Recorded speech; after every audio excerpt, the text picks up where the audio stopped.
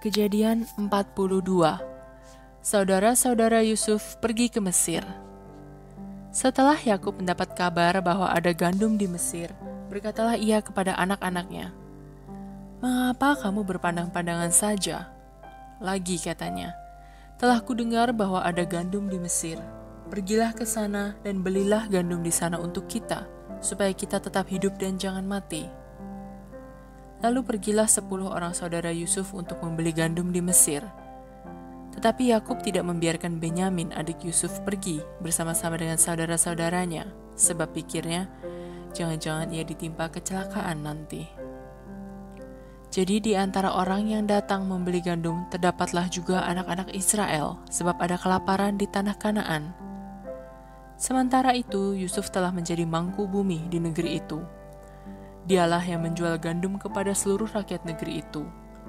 Jadi ketika saudara-saudara Yusuf datang, kepadanya lah mereka menghadap dan sujud dengan mukanya sampai ke tanah. Ketika Yusuf melihat saudara-saudaranya, segeralah mereka dikenalnya. Tetapi ia berlaku seolah-olah ia seorang asing kepada mereka. Ia menegur mereka dengan membentak, katanya, "Dari mana kamu?" Jawab mereka, "Dari tanah Kanaan untuk membeli bahan makanan."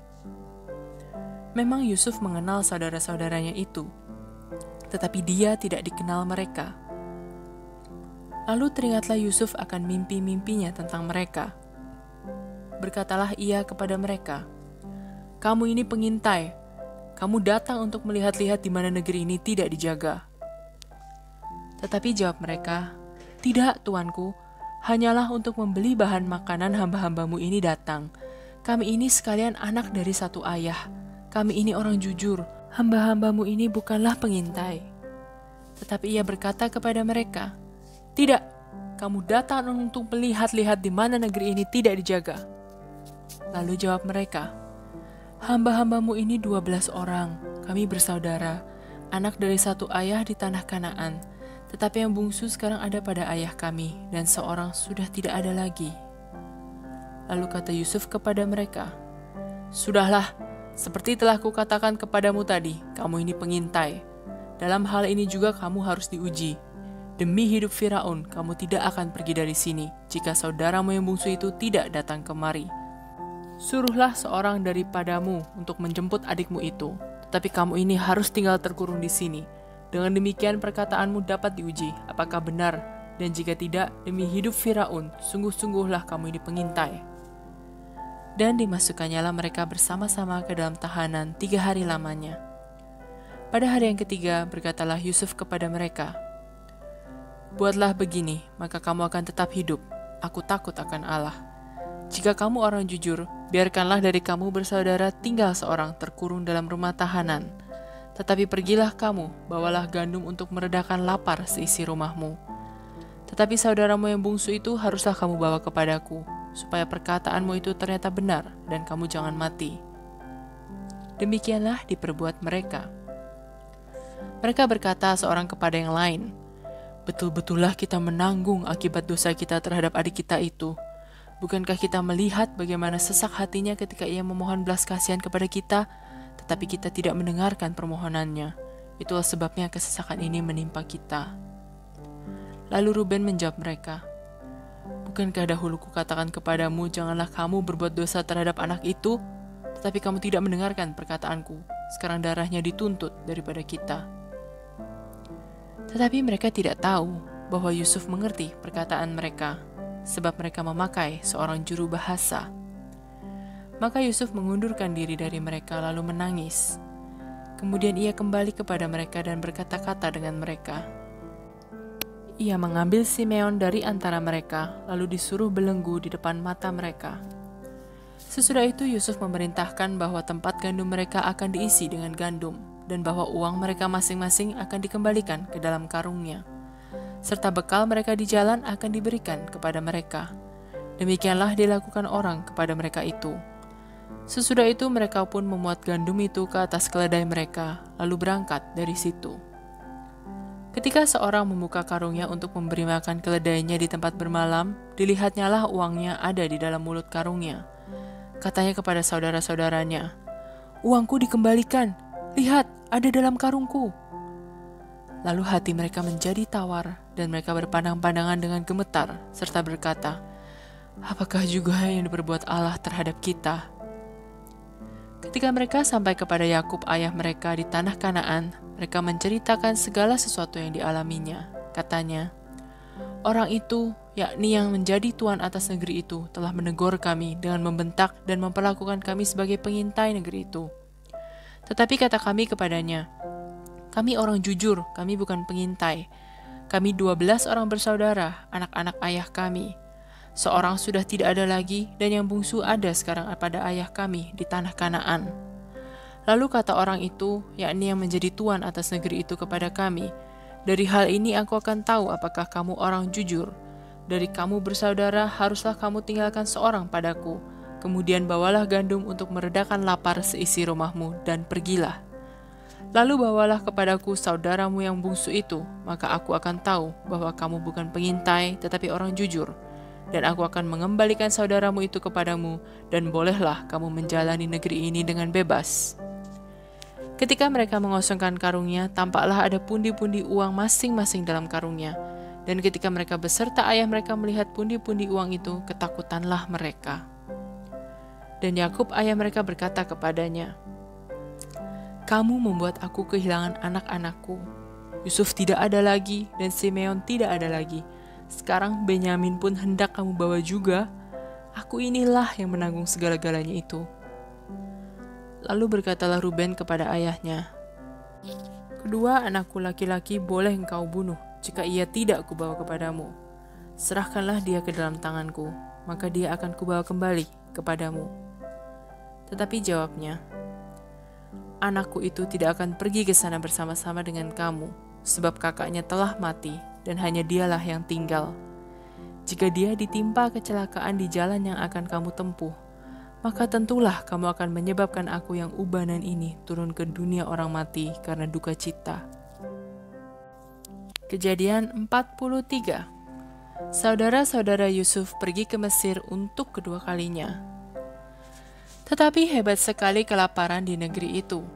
Dan setelah gandum yang dibawa mereka dari Mesir habis dimakan, berkatalah ayah mereka, "Pergilah pula membeli sedikit bahan makanan untuk kita."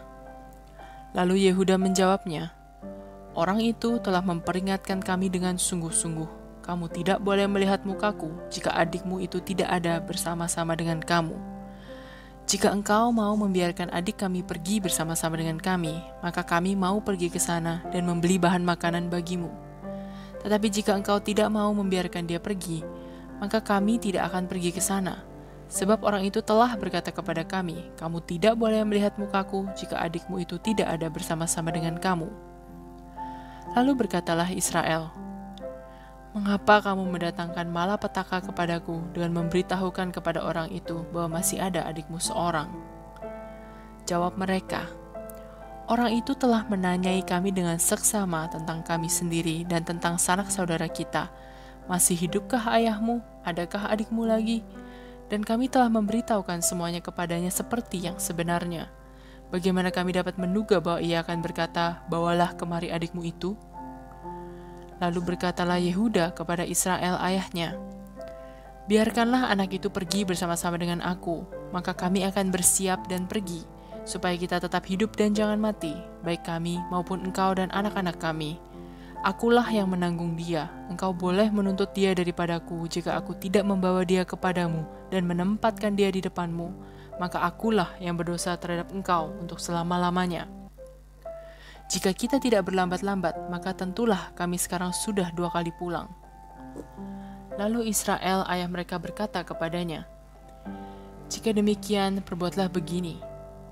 Ambillah hasil yang terbaik dari negeri ini dalam tempat gandummu, dan bawalah kepada orang itu sebagai persembahan, sedikit balsam dan sedikit madu, damar dan damar ladan, buah kemiri dan buah badam. Dan bawalah uang 2 kali lipat banyaknya. Uang yang telah dikembalikan ke dalam mulut karung-karungmu itu haruslah kamu bawa kembali. Mungkin itu suatu kekilafan. Bawalah juga adikmu itu, bersiaplah dan kembalilah pula kepada orang itu. Allah yang Maha Kuasa kiranya membuat orang itu menaruh belas kasihan kepadamu, supaya ia membiarkan saudaramu yang lain itu beserta Benyamin kembali.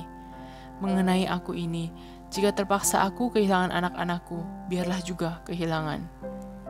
Lalu orang-orang itu mengambil persembahan itu dan mengambil uang 2 kali lipat banyaknya beserta Benyamin juga. Mereka bersiap dan pergi ke Mesir. Kemudian berdirilah mereka di depan Yusuf. Ketika Yusuf melihat Benyamin bersama-sama dengan mereka, berkatalah ia kepada kepala rumahnya, "Bawalah orang-orang ini ke dalam rumah, sembelihlah seekor hewan dan siapkanlah itu, sebab orang-orang ini akan makan bersama-sama dengan aku pada tengah hari ini."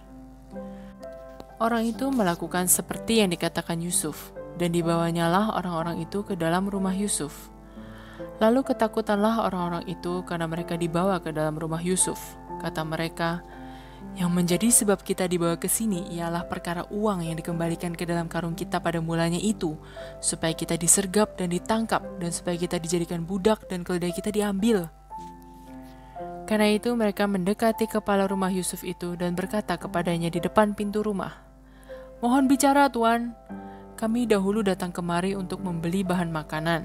Tetapi ketika kami sampai ke tempat bermalam dan membuka karung kami, tampaklah uang kami masing-masing dengan tidak kurang jumlahnya ada di dalam mulut karung. Tetapi sekarang kami membawanya kembali. Uang lain kami bawa juga kemari untuk membeli bahan makanan. Kami tidak tahu siapa yang menaruh uang kami itu ke dalam karung kami." Tetapi jawabnya, "Tenang sajalah, jangan takut. Allahmu dan Allah bapamu telah memberikan kepadamu harta terpendam dalam karungmu. Uangmu itu telah kuterima." Kemudian dikeluarkannyalah Simeon dan dibawanya kepada mereka. Setelah orang itu membawa mereka ke dalam rumah Yusuf, diberikannya air supaya mereka membasuh kaki, juga keledai mereka diberinya makan. Sesudah itu mereka menyiapkan persembahannya, menantikan Yusuf datang pada waktu tengah hari, sebab mereka telah mendengar bahwa mereka akan makan di situ. Ketika Yusuf telah pulang, mereka membawa persembahan yang ada pada mereka itu kepada Yusuf di dalam rumah, lalu sujud kepadanya sampai ke tanah. Sesudah itu ia bertanya kepada mereka, apakah mereka selamat. Lagi katanya, "Apakah ayahmu yang tua yang kamu sebutkan itu selamat? Masih hidupkah ia?" Jawab mereka, "Hambamu ayah kami ada selamat, ia masih hidup." Sesudah itu berlututlah mereka dan sujud. Ketika Yusuf memandang kepada mereka, dilihatnyalah Benyamin, adiknya yang seibu dengan dia. Lalu katanya, "Inikah adikmu yang bungsu itu yang telah kamu sebut-sebut kepadaku?" Lagi katanya, "Allah kiranya memberikan kasih karunia kepadamu, anakku." Lalu segeralah Yusuf pergi dari situ, sebab hatinya sangat terharu merindukan adiknya itu. Dan dicarinyalah tempat untuk menangis. Ia masuk ke dalam kamar, lalu menangis di situ. Sesudah itu dibasuhnyalah mukanya, dan ia tampil keluar. Ia menahan hatinya dan berkata, "Hidangkanlah makanan." Lalu dihidangkanlah makanan bagi Yusuf tersendiri, bagi saudara-saudaranya tersendiri, dan bagi orang-orang Mesir yang bersama-sama makan dengan mereka itu tersendiri. Sebab orang Mesir tidak boleh makan bersama-sama dengan orang Ibrani, karena hal itu suatu kekejian bagi orang Mesir. Saudara-saudaranya itu duduk di depan Yusuf, dari yang sulung sampai yang bungsu, sehingga mereka berpandang-pandangan dengan heran. Lalu disajikan kepada mereka hidangan dari meja Yusuf, tetapi yang diterima Benyamin adalah 5 kali lebih banyak daripada setiap orang yang lain. Lalu minumlah mereka dan bersukaria bersama-sama dengan dia.